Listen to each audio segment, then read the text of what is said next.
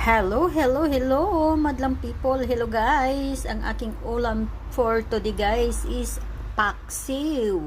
Itong isda na ito guys ay tinatawag na orada.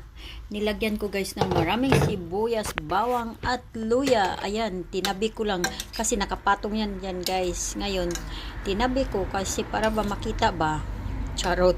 Tapos guys, may talong sa ilalim guys. Ayan guys. Tapos ibahog mo sa mainit na tubig. Charot. Mainit na kanin guys na nagmantika-mantika. Ayan guys. Ang asim-asim. Wow, ang sarap talaga guys. At si mami ay mapakain na naman ng marami.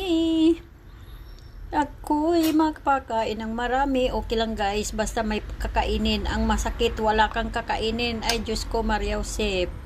So, okay guys, thank you for watching.